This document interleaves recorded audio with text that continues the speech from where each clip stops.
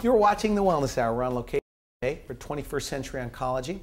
We're going to talk with Dr. Ted Masek today. Look at new cancer technology. Dr. Masek. Hey, Randy, how you doing? Beautiful place. Thank you. Good Beautiful to see you again. place. We've been lucky. All of our on-location programs have been at beautiful places. And I would say that this is the best so far. Oh, I appreciate the compliment. We've been open about 2 months. And, is that right? Very happy to be able to treat the patients. Huge center. Well, thank you. It's very spacious. I think the patients will feel very comfortable being treated here. Now, this doesn't look like your typical medical office. Well, I work for a physician group that runs a lot of these centers. It was designed by an architect who specializes in radiation therapy centers. Who's your typical patient? Who comes here? Randy, the patients that come here know that they have a fight with cancer. They've been diagnosed already. They've been diagnosed by their surgeons. Many of them have completely worked up, and they come here first for a consult and then for treatment. Now you're doing the imaging right here. I mean, everything is done under one roof once they've been diagnosed? Once they've been diagnosed, the planning, the treatment is all done under this roof. Now we said that this was a first here in the Coachella Valley. So I'm excited about this program. This Trilogy system is the first. Nobody else has it. There's 3 Trilogy systems in California. One is at the University of California, San Diego, and one's at the Navy base. This is the 3rd one in California. Now, so people know right off the bat what we're talking about. What is a Trilogy system used for? A Trilogy system is able to deliver every form of modern radiation therapy. Okay. It's able to do image-guided radiation therapy. It's able to do IMRT, conformal therapy, and stereotactic radiosurgery. So brain tumors? Brain tumors, lung tumors, breast, prostate. It can do mostly everything. And this is the first machine, the next generation of machines that can do it all, that was designed to do this. So it targets the treatment to minimize the damage to the surrounding tissue, is that right? Yeah, you know, I like to tell my patient it actually shrink wraps the radiation around the tumor. And that allows us to spare the normal tissue on all sides of the tumor and just treat the cancer. Okay, let's take a look at the office, and finally what I described at the beginning is looking like science fiction, this machine. So let's take a look. Okay, good. Randy, of course this is our reception area. Right. This is where the patients first meet. This is where our financial officer works. She's very important because a lot of times there's a lot of stress on the patients about financial issues, and she answers all their questions. Okay. As we walk down here, if a patient was coming for a consult, the first room that they would see would be an exam room. So many different, by the way, exam rooms. Exactly. A lot of doctors working here? We have 2 right now, and we're adding a 3rd one. Okay. And these rooms are specialized for what type of tumor. For instance, these would be regular exam rooms, and if we go down to this exam room on the end, this would be our head and neck room. In this room, we have a specialized chair, almost like a dental chair, which allows us to examine patients that unfortunately have a head and neck cancer. It allows us to have a scope so that we can actually visualize where the tumor is. After the patient comes for a consultation, whether it be for prostate cancer, now you meet with these people one-on-one? Yes, everyone. Every one of our patients I've seen for at least 45 minutes, and most of them over an hour for that initial consultation. Because we have to explain to the patient not only what the success is, but what are possible side effects also. Okay, let's go and see the rest of the department. I'm going to take you through the process of after a consultation. The first step, Randy, for any patient undergoing treatment is to undergo a simulation. And that's exactly what it sounds like. We're going to simulate the actual treatment. And that simulation is going to be done in computers. So the first step is to have a CT scan done. So Randy, I'll take you into the CT simulator. Here we have a mask of a patient that would be receiving a head and neck cancer. This is a CT scanner. This is a CT scanner, and everybody that will come through here will get through the CT scan. No, but at this stage, didn't they already get diagnosed elsewhere? That's Why true. do they have to do it here? Because we're going to enter all this information and send it to 2 different areas of this department. Okay. One will be to the treatment machine, and one will be to the planning machines. So with these lasers, and if we can get the lights dimmed a little, you can see this. Okay. When you see these laser marks will be permanently placed there, and the computers and the treatment machine will know where that patient is supposed to be in space. Okay.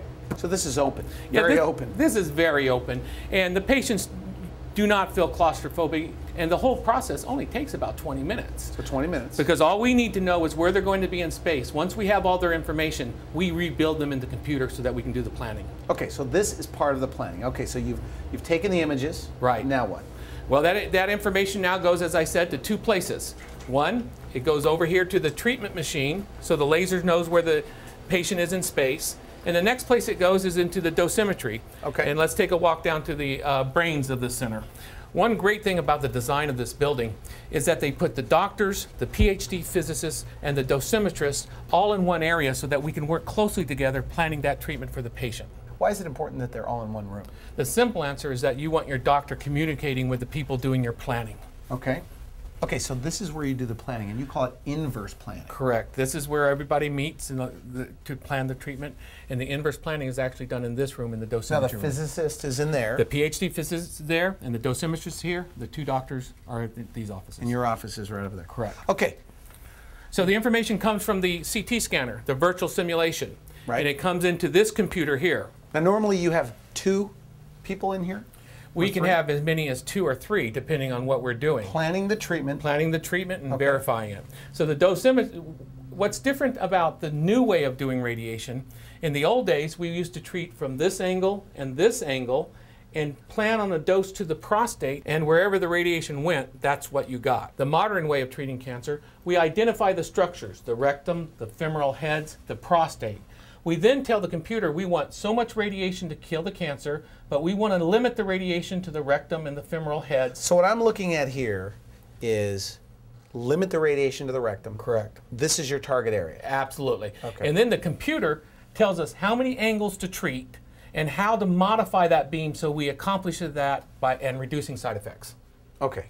Now, after that's done and the plan's done, and sometimes these plans can take a whole man-day to plan, that information comes over to my office. Okay. So in your office, you go over the treatment with the patient. Correct. That information is pushed over the internet to my office, and it comes up on my computer.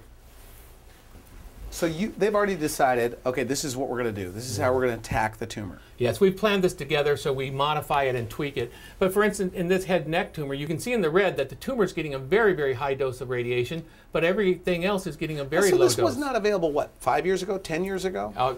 5 years ago it started to happen, but it's just coming on in the last 6 years. What's the main benefit, I mean, to the patient? Less problems during treatment? Less side effects? Is that what we're talking about? Less side effects, but also a higher chance of cure. So how does the Trilogy system accomplish this? Well, one of the unique things about this technology is the way we modulate the beam, and that's why it's called IMRT, Intensity Modulated Radiation Therapy. Let me show you a clip. These are tungsten leaves that are on small motors that are driven into the radiation. This is where the beam is coming out? Absolutely, and that's how, and when the machine rotates around the patient, these modulate the beam so we're actually able to paint the radiation in. As I said before, shrink wrap the radiation around the tumor. Now the part that I'm having a tough time understanding, how is it that you're able to, since you're going all the way through, not give less radiation prior to the tumor and then less radiation after going through the tumor? By changing the angle of the couch and rotating the beam around the patient, the integral dose where it goes across is very, very small. But by keeping the center at the same place where it's centered is very, very high. This looks like science fiction.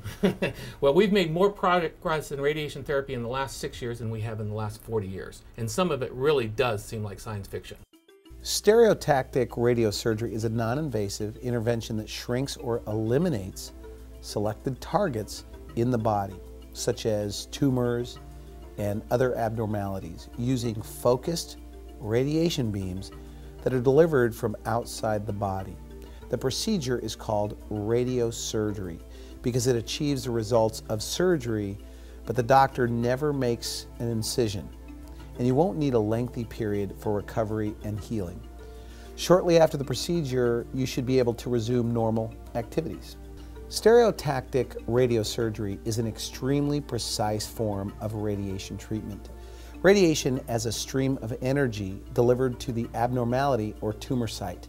It works by damaging the DNA and cells so that cells can no longer reproduce or grow. Eventually, the damaged cells die and the tumor disappears. Healthy cells, however, can repair themselves and continue to grow. Radiation beams are directed to the treated area at a number of different angles, from various positions outside the body. When these intersecting beams converge on the site to be treated, their combined effect is very powerful. Stereotactic radiosurgery is an extremely precise technique for directing carefully shaped beams of radiation to reach a specific location in the body. The high precision of the procedure allows doctors to deliver higher doses of radiation to smaller targets in fewer treatment sessions that would otherwise be possible. In fact, stereotactic radiosurgery is often done in a single treatment session that may or may not involve an overnight stay in the hospital. Dr. Masek will determine the optimal number of treatment sessions for the specifics of your particular case.